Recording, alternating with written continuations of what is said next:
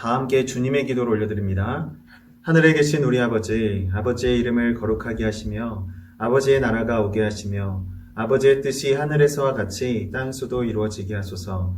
오늘 우리에게 일용할 양식을 주시고 우리가 우리에게 잘못한 사람을 용서하여 준 것 같이 우리 죄를 용서하여 주시고 우리를 시험에 빠지지 않게 하시고 악에서 구하소서. 나라와 권능과 영광이 영원히 아버지의 것입니다. 아멘. 함께 찬송 9장 부르시겠습니다.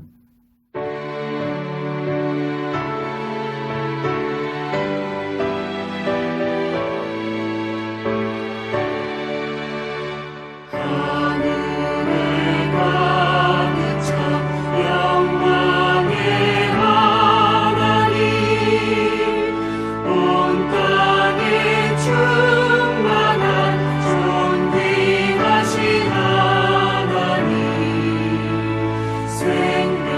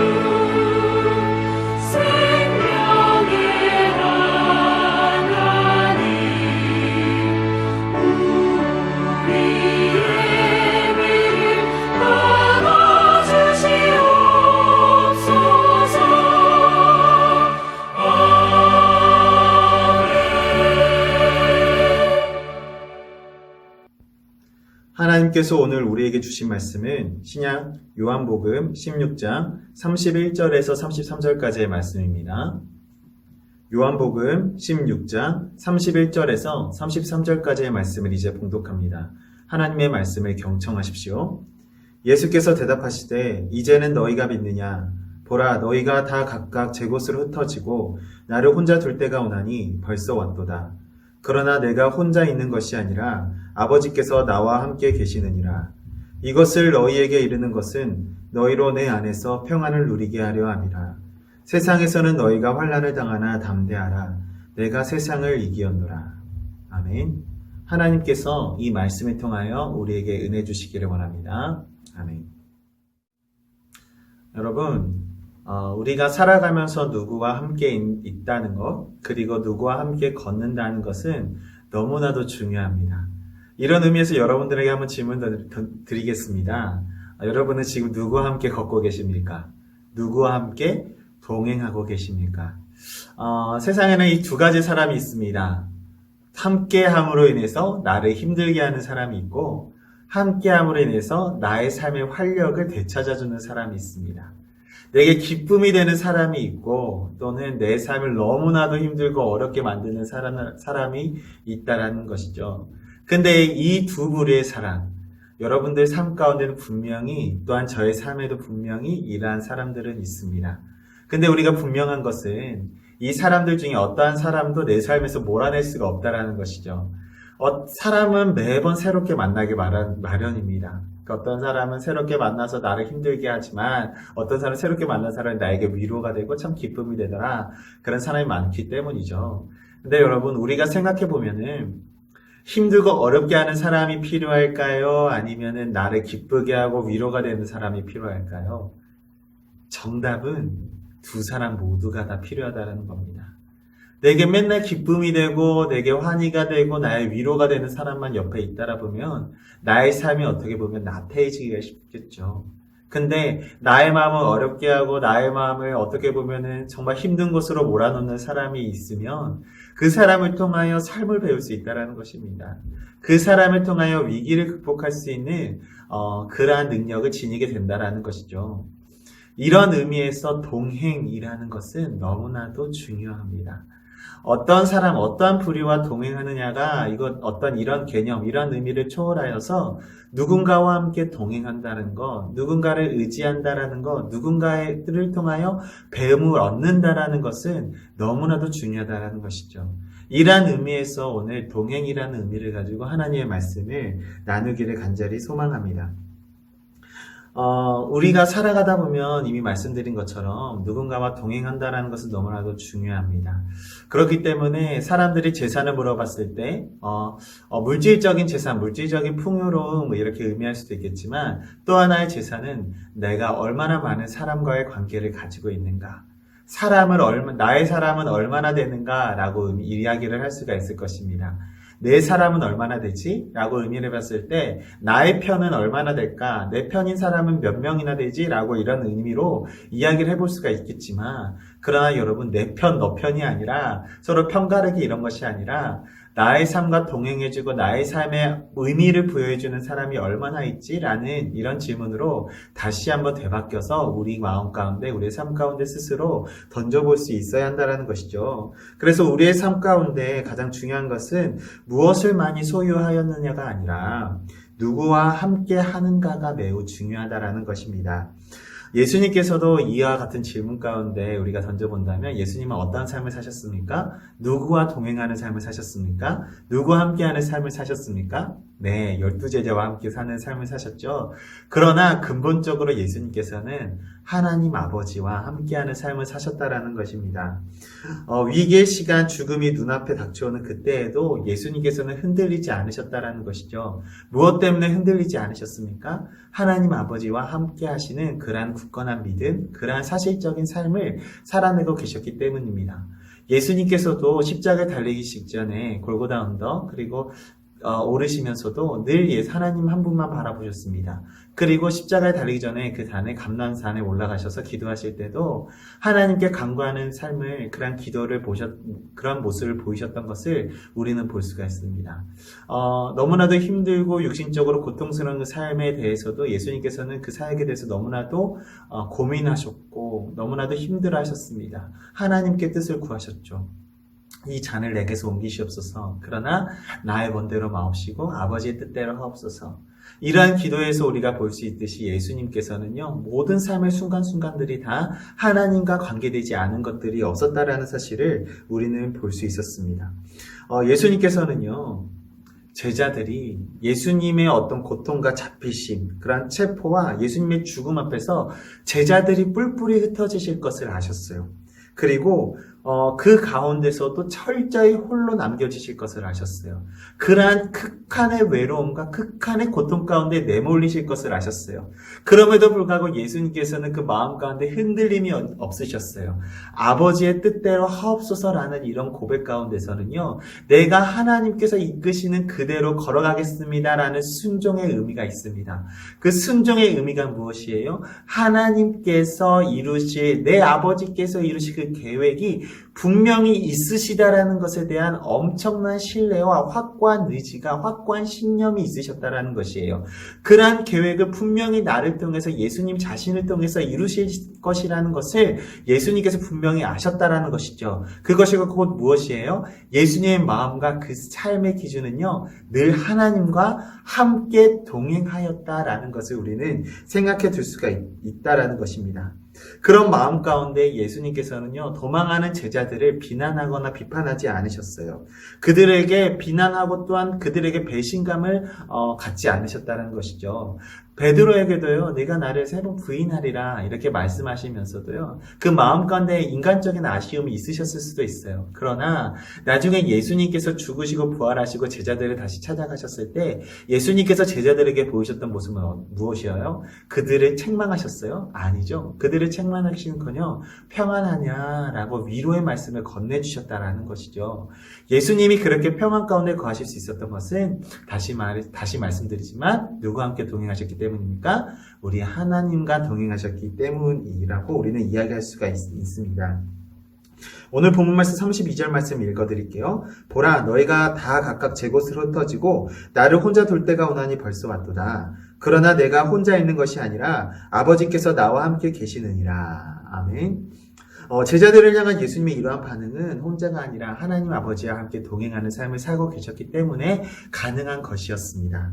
여러분, 예수님께서는 다시 한번 또한 이렇게 말씀하십니다. 33절 말씀입니다.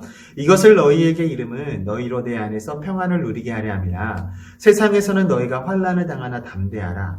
내가 세상을 이겼노라 하시니라. 아멘. 본문 말씀에서 이 33절 처음 등장하는 이것이라는 표현이 있죠.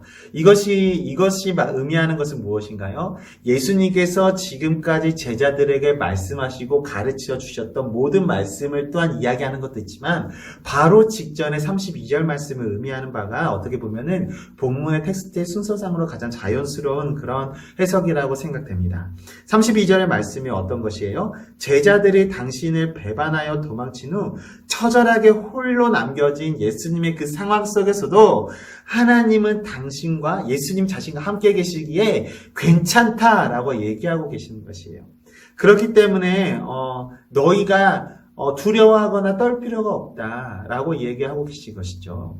너희가 나를 배반하고 떠났지만 너희 창피하거나 두려워할 필요가 없어. 그 이유가 무엇이냐면 하나님이 나와 함께 하시기 때문이야. 그를 통하여 내가 어떻게 했기 때문이야? 내가 세상을 이겼기 때문이야. 하나님과 동행하는 그러한 삶으로 내가 세상을 이겼으니 너희는 두려워할 필요가 없어. 너희는 나만 보고 따라하면 돼. 너희는 이제 하나님 나라로 내가 이끌어가는 그 길로 함께 동참해서 하나님 나라에서 영원한 평안을 누리면 돼. 라고 우리 주님께서는 말씀해주고 계시는 것입니다. 사랑하는 여러분, 여러분은 누구와 함께 동행해야겠습니까? 우리 사람은요, 너무나도 불완전한 존재여서 반석 위에 집을 세우기 원합니다.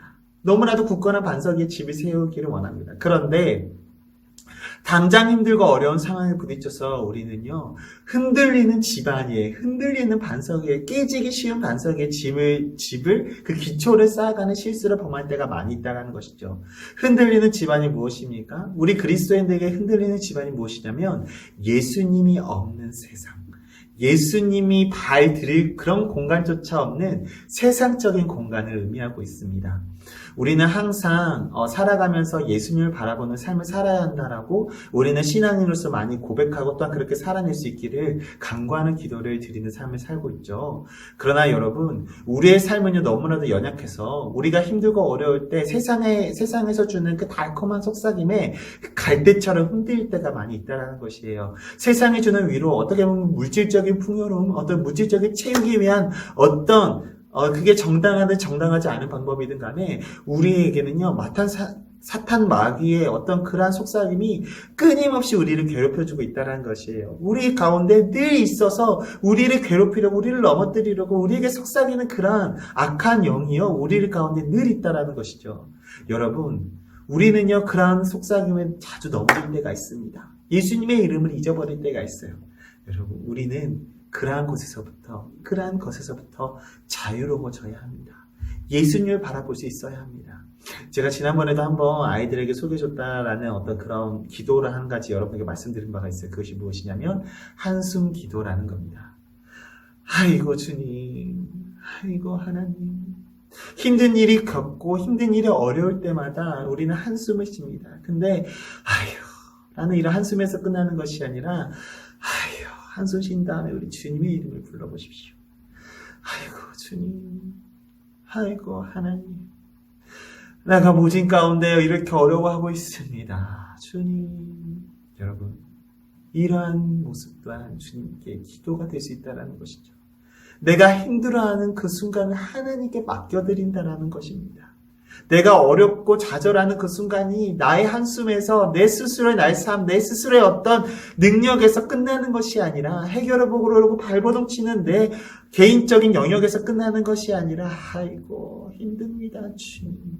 이것을 통하여 나의 어려움을 주님께 맡겨드리는, 주님과 동행하고자 싶은 그런 마음을 주님께 아뢰는 기도가 될 수 있다는 겁니다. 여러분, 종료주일을 지나고 고난주간으로 접어들었습니다. 하루를 시작하는 오늘, 여러분 하루를 시작하는 기도를 올려드리시면서 여러분의 아픔과 힘듦과 고통과 외로움, 슬픔 모든 역경들을 하나님께 아뢰 수 있는 시간이 되길 원합니다.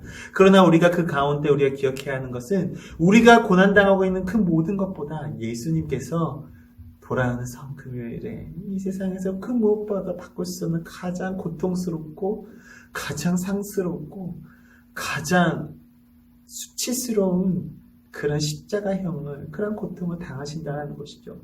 예수님의 고통에 비하면 우리의 삶의 애환은 아무것도 아니다라는 것이죠. 그러나 여러분, 우리는 이 마음을 말씀 가운데 오해하지 말고 우리는 고민해 보아야 합니다. 예수님께서 고통당하시고 예수님께서 죽임을 당하시고 부활하셨기 때문에, 그것을 목격한 우리가 성도가 되었기 때문에 우리는 고통 가운데 고통이 끝이 아니라 고통 이후에 평안의 삶, 화평의 삶이 있다는 것을 우리는 소망을 가지게 되고 살아갈 수가 있게 되었다는 것이죠. 사랑하는 여러분, 이번 한 주간 살아가면서 또 오늘을 살아가면서 예수 그리스도와 동행하는 삶이 되시기를 간절히 바랍니다. 세상을 이기신 예수님, 세상을 이기시고 이제 나를 따라오라 말씀하신 예수님, 그 가운데 우리의 삶을 던지시고, 아이고 주님, 오늘도 나와 동행해 주세요. 오늘도 내 삶 가운데 내게 말 걸어주시고 주님의 때로 살아갈 수 있는 힘과 용기를 주세요 라고 우리가 하루하루, 오늘 하루를 또한 이겨낼 수 있는 저와 여러분들 되시기를 간절히 바랍니다. 그를 통하여 우리의 매번의 삶이 우리의 삶으로 끝나는 것이 아니라 하나님께 귀한 예배로 완성되어져 가는, 간증으로 완성되어져 하나님의 나라의 구현을 위해 귀히 사용될 수 있는 우리의 삶이 되기를 간절히 바라는 마음으로 예배의 삶을 올려드리는 저와 여러분들이 되시기를 간절히 바랍니다. 이것이 오늘 저와 여러분들에게 주시는 주님의 말씀입니다. 기도하겠습니다. 사랑해 주님 감사합니다. 하나님, 고난주간에 접어들며 오늘 하루를 또한 맞이하게 하심을 감사드립니다. 하나님, 주님께서 걸어가신 골고다의 언덕길을 바라봅니다. 피를 흘리시며 걸어가신 예수님의 그 길을 바라봅니다. 우리가 바라옵기는 주님께서 그 길을 따라오라 말씀하실 때 나의 십자가를 지고 주님을 따르기 원합니다. 나의 고통과 애환에 사무쳐 주의 고통을 바라보지 못했던 저희들을 용서하시고 주님을 따라오라 말씀하신 그 음성에 순종하여 주님과 동행할 수 있는 삶을 살아갈 수 있도록 주님 인도하여 주시옵소서. 온전히 그 삶을 우리가 누리며 그 삶을 소망하며 살아가기 원하오니 그러한 힘들고 어려운 삶, 주님을 따라갈 때 얻는 모든 고통의 삶을 이겨낼 수 있는 또한 그러한 힘과 능력 우리에게 허락하여 주시옵소서. 온전히 우리의 모든 삶을 주님께 맡겨드리오며 이 모든 말씀 지금도 살아계셔서 우리를 사랑하시는 예수님의 이름으로 기도드렸습니다. 아멘.